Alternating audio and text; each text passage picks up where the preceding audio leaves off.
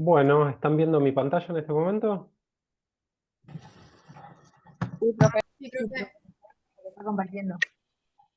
Bueno, perfecto. Yo acá estoy tratando de modificar algo. Bueno, que me queda la barra de tareas muy sobre el... Ahí está, ahí la pueden mover. Bueno, vamos a hablar del seminario, esto sería el seminario de boca y esófago. Vamos a hablar un poco de la anatomía y de las funciones del aparato digestivo, ¿sí? Em, Con respecto a los dientes, ¿sí? Contamos en el individuo adulto con 32 dientes, 2 incisivos, esto por cuadrante, ¿sí? Por hemicuadrante. En el maxilar superior y en el maxilar inferior lo dividimos en 2 cuadrantes y en cada uno de los cuadrantes nos queda 2 incisivos, un canino, 2 premolares y los molares.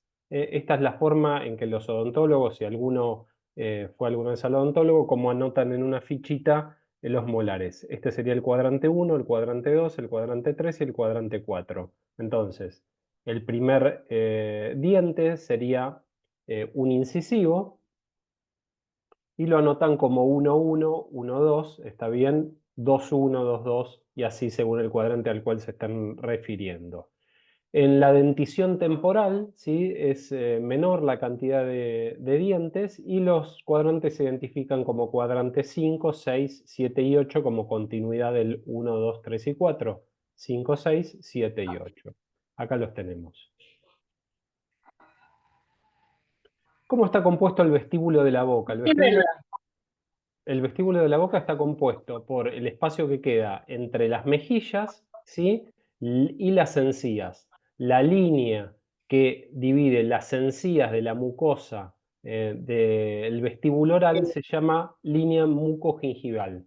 ¿Hay alguien que está con el audio prendido? Por favor, apáguenlo. La línea mucogingival es esta línea que divide la mucosa oral o la mucosa del vestíbulo con la propiamente de la boca. ¿Está bien? Acá tenemos a la cavidad oral representada, ¿sí? En esta imagen, en el cual tenemos porciones de la lengua, la úvula, ¿sí? El paladar duro y parte del paladar blando también.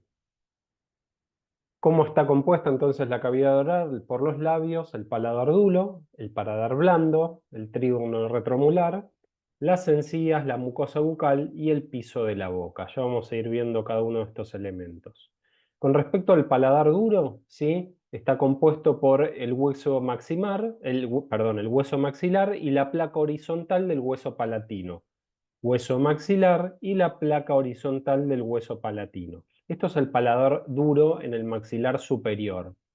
Si hay un paladar duro, yo también les nombré que hay un paladar blando y ya vamos a ver de eso. El paladar blando, ¿cómo está compuesto? Es continuación de los pliegues palatogloso y palatofaringeo y está inervado por la arteria palatina menor. Acá tenemos a la lengua, ¿sí? A la lengua y sus inserciones, su relación con el maxilar inferior. La lengua se trata de un órgano muscular que interviene en lo que es el habla, la masticación, la deglución y lo que es el gusto. Como todos los órganos, yo les voy a hablar de lo que es la inervación. ¿Alguien sabe lo que es la inervación? ¿Qué es la inervación de un órgano? Sí,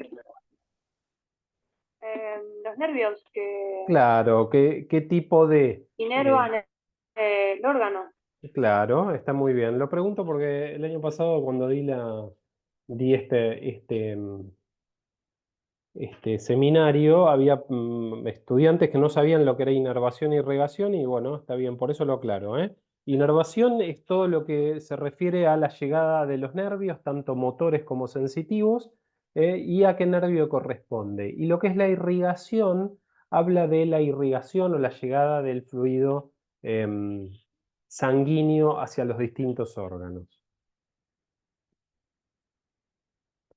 En la lengua se encuentran distintos tipos de papilas y tenemos en la base de la lengua, en la raíz de la lengua, tenemos folículos linfoides. El maxilar inferior delimita las porciones laterales, ¿sí? Y comparte en su anatomía lo que es la formación del piso de la boca. Acá tenemos a dos de los músculos del piso de la boca, como pueden ser el músculo miloioideo y el genoioideo, ¿sí? Que se insertan en el maxilar inferior y en el hueso ioides. El hueso ioides es un hueso que tenemos flotante, no está en relación con otros huesos, en el cuello. Es el hueso que nosotros nos tocamos acá adelante. Acá en esta imagen se puede ver la glándula submaxilar y la glándula sublingual. Estas son glándulas salivales mayores, ya las vamos a ver más adelante, pero esta imagen es interesante para poder ver cuál es la posición anatómica de estas glándulas. Las glándulas submaxilares y las glándulas sublinguales, glándulas salivales mayores, la que restaría es la glándula parótida. Esto es una vista posterior, como si estuviésemos viendo el maxilar inferior desde atrás. Esto es una vista anterior. Y acá tenemos también a los músculos miloioides.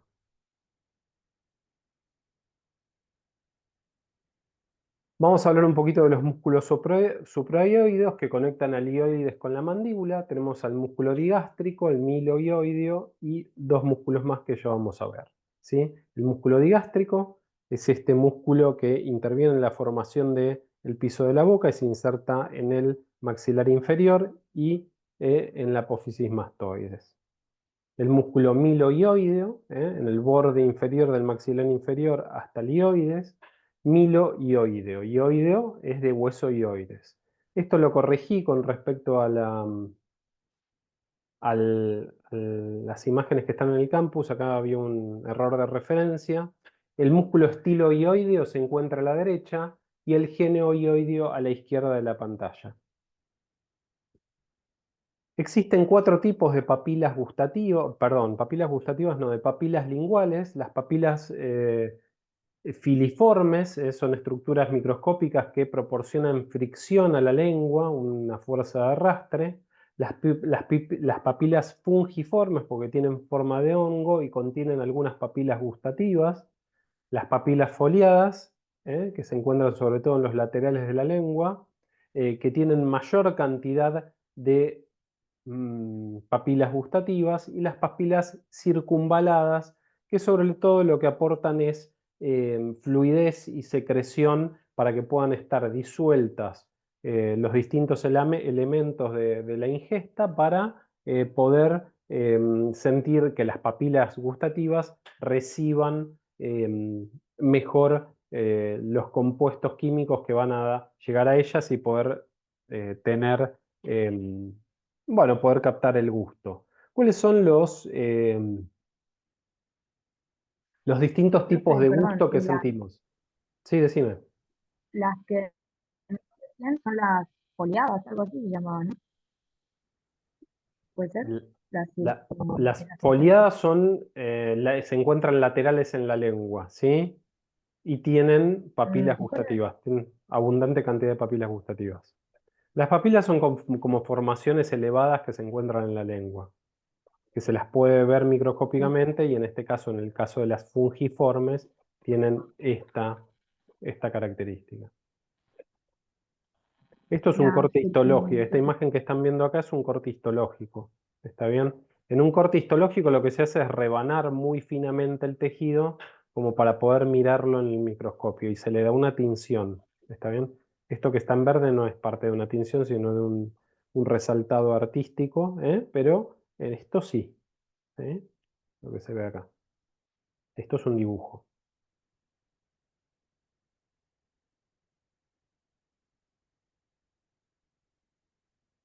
¿Cuáles son los tipos de gusto que se pueden sentir? Nosotros podemos sentir el gusto dulce, el salado, el ácido, lo que es amargo y el umami. A ver si lo tengo acá. Había otra imagen que se refería a esto. Acá está.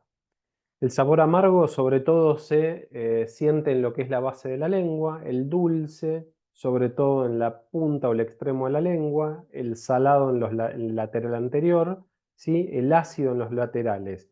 Y el sabor umami es un sabor sabroso, no tiene gusto propiamente dicho, sino que es un sabor sabroso y está dado por la presencia de glutamato en los alimentos. La mayoría de los alimentos que tienen eh, que están ultraprocesados, si leen la etiqueta, tiene glutamato monosódico. El glutamato monosódico es un resaltador de sabor que lo usa la industria junto con la sal para hacernos comer mucho de algo, por eso no podemos parar de comer papas fritas o no sé, qué se les ocurre que no puedan parar de comer. Seguramente tiene glutamato y sal, porque lo hace muy sabroso. Ese es el sabor umami. Bueno. La lengua tiene músculos intrínsecos y músculos extrínsecos, ¿sí? Se encuentran en esta imagen. Los músculos intrínsecos son el longitudinal superior, el longitudinal inferior, el vertical, el transverso, todos estos irrigados por la arteria lingual e inervados por el nervio hipogloso. Estos músculos son propiamente de la lengua. Y tenemos los músculos extrínsecos que parten de la lengua y tienen inserción en otras estructuras. Estos son los músculos geniogloso, hipogloso, estilogloso y palatogloso.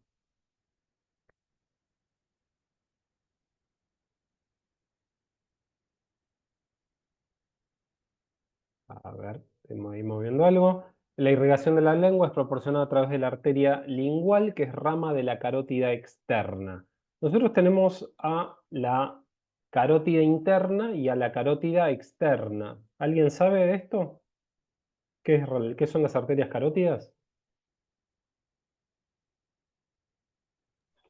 Son ramificaciones de la carótida mayor, digamos. De la carótida común, ¿sí? Que son ramas de la aorta. ¿Está bien? Claro, sí. Tenemos la carótida interna que penetra en el cráneo a través de la base del cráneo, a través del agujero carotídeo, y tenemos a la carótida externa que da irrigación a todo lo que es el resto de la cara.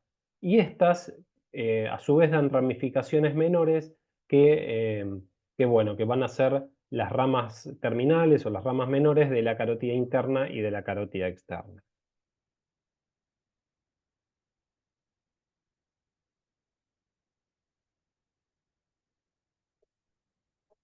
Las células gustativas, esto es un botón gustativo, las células gustativas son de origen epitelial, no son terminaciones nerviosas.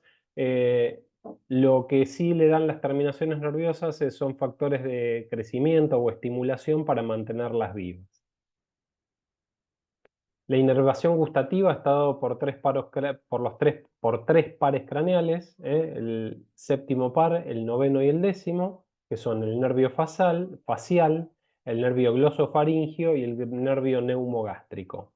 El nervio trigémino le da sobre todo una sensación o le da la inervación relativa al tacto, a la temperatura y a la presión. Es una inervación sensitiva pero no gustativa.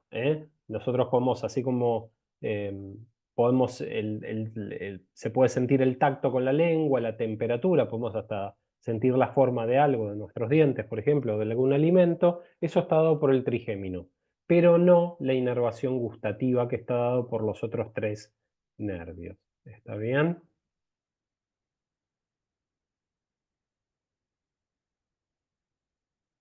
El Sí, sí. nervio. Sí, decime.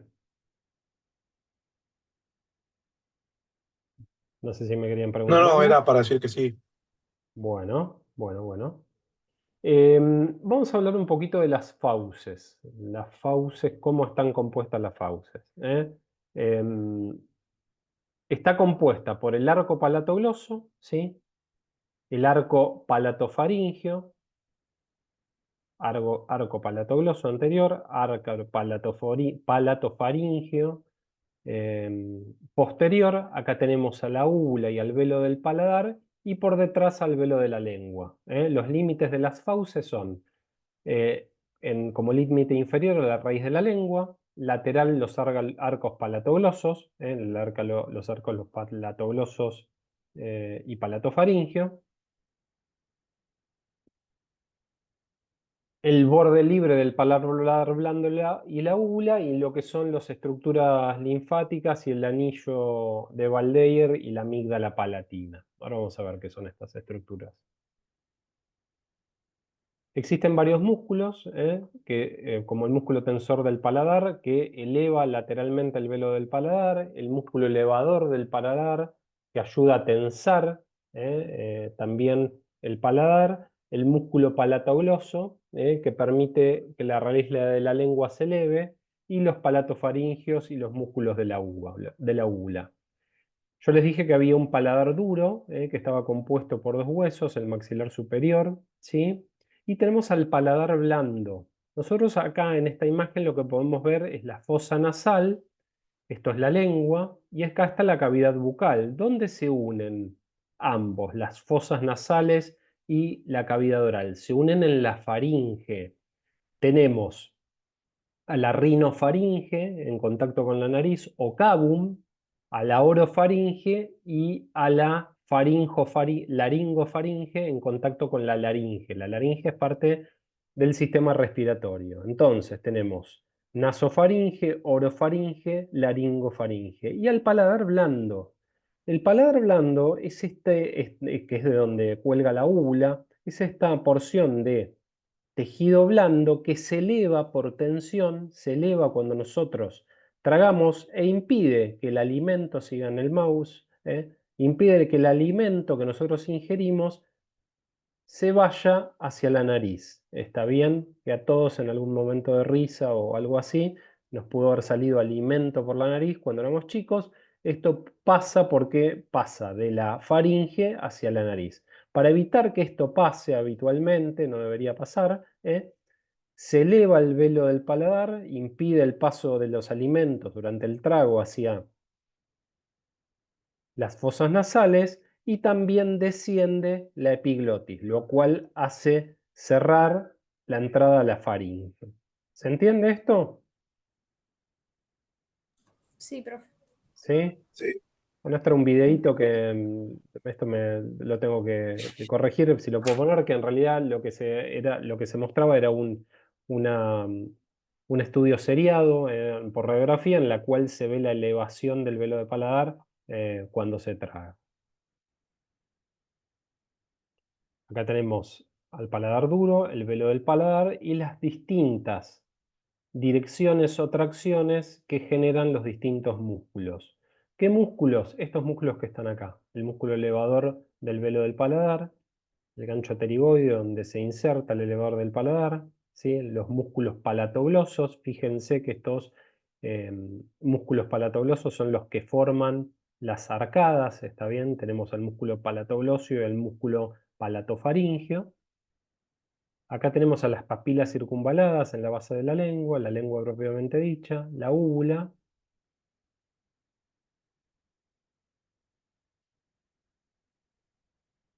Acá tenemos el arco palatogloso y el arco palatofaringio que se encuentra formado por estos músculos. Por el músculo palatogloso y el palatofaringio. ¿Se entiende? Sí. Bueno. Sí, profe. El tejido linfoide en la boca, ¿cómo está organizado? Acá en lo que es el cavum, la rinofaringe, tenemos la adenoides y las amígdalas tubáricas. Lateralmente, esto es la disposición como si lo estuviésemos viendo desde adelante con la boca abierta. Entonces, tenemos acá arriba las adenoides y las amígdalas tubarias, las amígdalas palatinas, que es lo que nosotros miramos habitualmente, amígdala palatina, miren acá a la izquierda, cuando nosotros miramos la garganta de alguien, entre los pilares vemos tejido linfoide que puede estar inflamado y la amígdala lingual. ¿Sí? Esto es tejido linfoide, el tejido linfoide es tejido inmunitario. ¿Sí? Ahora sí, tenemos a la glándula parótida que recubre la rama ascendente del maxilar inferior. Tenemos al maxilar inferior, la rama ascendente, la glándula parótida, tenemos a la glándula sublingual y a la glándula submaxilar. Estas son las glándulas salivales mayores. Las glándulas salivales mayores aportan la gran mayoría del fluido salival, sobre todo durante la ingesta, cuando se está comiendo. Cuando no se está comiendo, la parótida, que es la que mayor aporta, está más en reposo, y las que más aportan fluido son la sublingual y la submaxilar. Existen glándulas menores también. Glándulas salivales menores que se encuentran en las mejillas.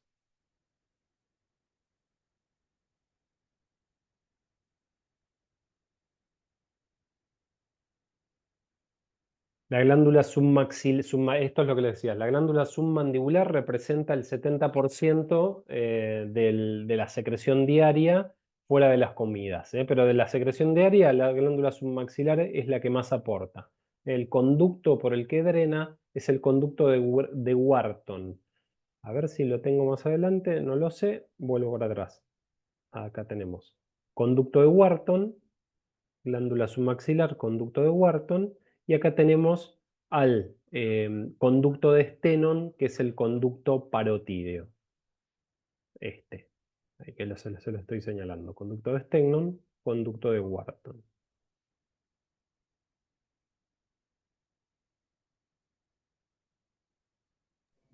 Ay, profe, perdón. El Sí, Stenon es el de la glándula parótida. ¿Y el de Wharton? es de No las entendí. glándulas O me perdí, submandibulares. en realidad. Acá te lo muestro de vuelta. Ah, era Tenemos al conducto de Stenon, mira la ya, imagen, mira la imagen. Glándula parótida, conducto de Stenon, glándula submaxilar, conducto de Wharton. Ok. ¿Se acuerdan que les mostré en las primeras imágenes? Vuelvo para atrás.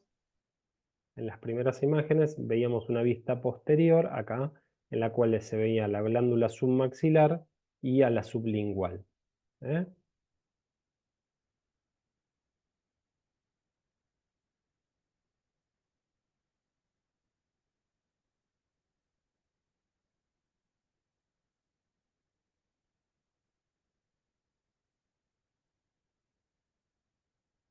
La glándula parótida en el total diario representa entre el 25 y el 30% de la secreción total de saliva. Y acá les pongo que tiene el conducto de Stenon. Pero más allá de eso, esto es durante el día.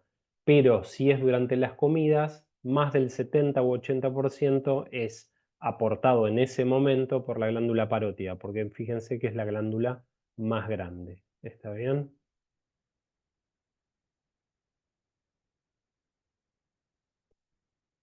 ¿Qué es la saliva? La saliva es un líquido seromucinoso, tiene varias funciones, la de lubricación, la digestión, porque aporta enzimas, tienen un efecto antimicrobiano porque secreta inmunoglobulinas, tiene un efecto de amortiguación del pH porque libera sustancias amortiguadoras como pueden ser el bicarbonato, tiene cierta función de regulación hormonal e interviene en la sensación del sabor.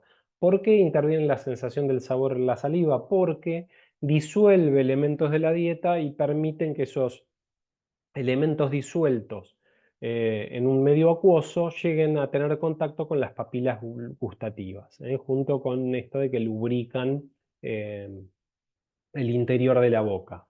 Intervienen en la digestión, no me quiero adelantar, posiblemente lo tenga, bueno, lo voy a repetir seguramente. Secreta enzimas, algunas de las más importantes son la amilasa salival y la lipasa salival. La lipasa salival es secretada sobre todo por glándulas salivales menores, no tanto por las glándulas salivales mayores. Contiene más del 99,5% de su composición es agua, después contiene todo esto que les estoy diciendo, electrolitos, proteínas, mocos, glicoproteínas, enzimas y los compuestos antibacterianos. Existen dos tipos de saliva, la saliva serosa y la mucosa. La serosa tiene mayor cantidad de compuestos orgánicos. La glándula submandibular, submandibular secreta ambos tipos en una proporción de 3:2 serosa, mucosa, es decir, secreta más una cantidad serosa cargada de productos orgánicos que una mucosa, sobre todo cargada con moco y con agua. Profe, Sí, ¿la glándula submandibular es lo mismo que submaxilar o es otra glándula? es la misma. Ah, listo. Acá la tenés, mirá, en esta imagen. La glándula Perfecto. submandibular Gracias. o submaxilar. Dale, gracias. La glándula parótida es la única que secreta secreción puramente serosa, ¿sí? Las glándulas sublinguales y las glándulas salivales menores secretan sobre todo saliva mucosa. Entonces, tenemos que la submaxilar es serosa y mucosa, la parótida sobre todo serosa, y las glándulas menores son mucosas. La producción diaria de saliva es de entre 1 y 1,5 litros de saliva. Acá están algunos de los componentes. Tienen mucinas, glicoproteínas, lisocimas, lactoferrina, distintas enzimas. Acuérdense sobre todo de la amilasa salival y de la lipasa salival. Como amortiguadores, acá tenemos al bicarbonato, al fosfato, al calcio, agua y mucinas. Tienen ribonucleasas, proteasas. Las más fisiológicamente más representativas y activas son la amilasa y la lipasa. Bueno, es un choclazo esto, ¿no? ¿Qué les parece? ¿Que es poquito o es mucho? Es bastante. Tenemos todavía, ¿eh? Nos queda un rato, así que vayan preparándose un matecito. Paciencia, por eso es que no me detengo tanto en cada uno de los temas. Voy avanzando, van a tener que estudiar, por eso acá yo les estoy dando un poco de la fisiología y un repaso de la anatomía. ¿Está bien? Sí, sí. Sí, profe. Bueno, esperen que voy a correr esto. Vamos a hablar un poquito de la articulación temporomandibular.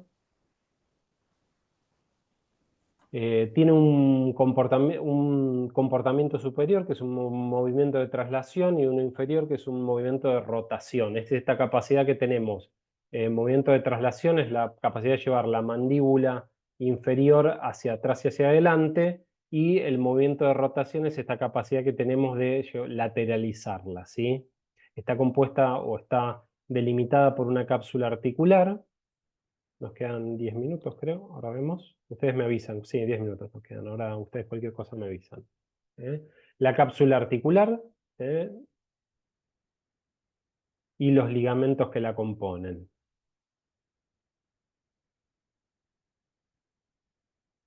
Tiene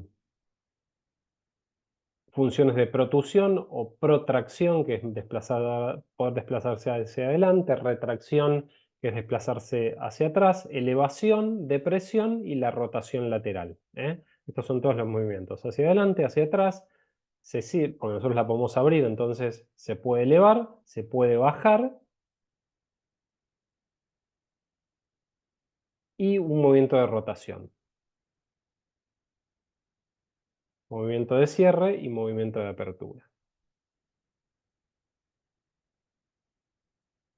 Los músculos que intervienen en la masticación están inervados por el quinto par, que es el nervio trigémino. El músculo temporal se encarga sobre todo de la elevación de la mandíbula. Es un músculo muy potente y muy grande, que se inserta principalmente en el hueso temporal del cráneo, ¿está bien? Mientras más fuerza tiene la mandíbula, más desarrollado está este músculo. Los grandes mordedores, como pueden ser los caninos o animales que tienen mandíbulas muy grandes, este músculo está muy, muy desarrollado. Los músculos maceteros, ¿sí? Son los músculos que tenemos en el lateral de la mandíbula. Son fuertes y tienen forma cuadrangular. Acá tenemos al músculo macetero. Este es el músculo temporal. También interviene en lo que es la elevación de la mandíbula.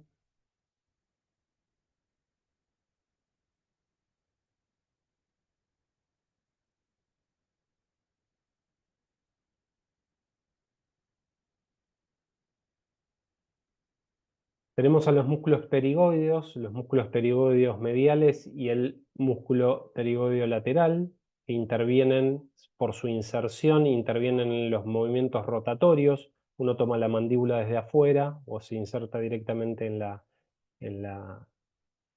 cápsula y el otro desde adentro. Eso es lo que nos permite llevar hacia afuera y hacia adentro, haciendo movimientos circulares. Bueno.